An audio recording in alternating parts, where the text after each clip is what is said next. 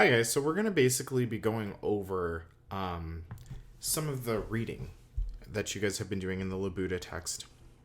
Now that you guys have a solid foundation on baton grip, preparatory gestures, beat patterns, and cutoffs, we're going to be exploring and developing more gestures to communicate style.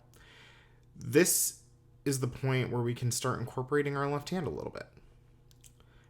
The first thing that you're going to want to do is to review the motions from the green exercise that we did at the beginning of the semester. They're awesome, and now they actually have a purpose. Labuda mentions in the reading that there are 5 different styles we should aim to communicate. The first one is legato. This is a smoothed and sustained gesture that should communicate even tone and direction. The beat is in the movement, and it's communicated through the direction change of the baton in the arm. Not so much where the baton actually hits the ictus or the beat point. Labuda says that the flick in the wrist, but this isn't always true.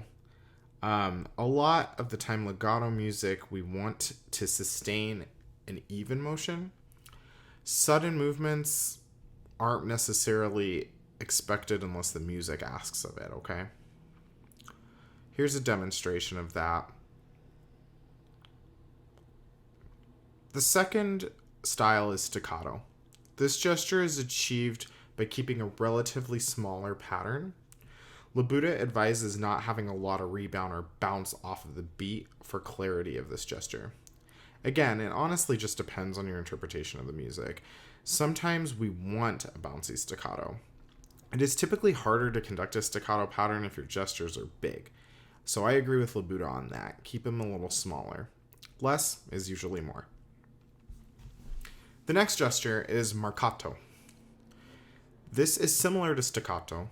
However, there is a lot more weight and it should be lower on the plane. Think of this as a starting for the note forte, but having a mini decrescendo on it. Whenever you want more strength in your conducting, be sure to move the plane down lower and bring it closer to your body. If you reach forward toward the ensemble for power, you're actually not being stronger in that way. You always want the ensemble to play at you, and you don't ever want to be reaching out trying to grab them. The next style is tenuto. Tenuto notes are long like legato notes, but they have the heaviness of marcato notes, although they're not accented at the beginning. Really focus on a good beginning, middle, and end that's very connected in your tenuto notes and also have weight.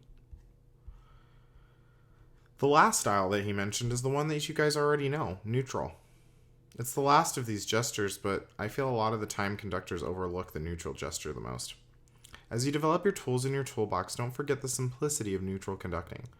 No matter how far you stray away from the house, be sure to come back home every now and again. You can't just jump in the air if you don't have a solid ground beneath you. Okay, enough of my metaphors. One last but very important thought. As you begin exploring more style, please pay attention to your baton grip. Make sure that you're not moving below the waist and that your feet are staying much more stable. It is very important for all of you to monitor this now in the early stages of your conducting.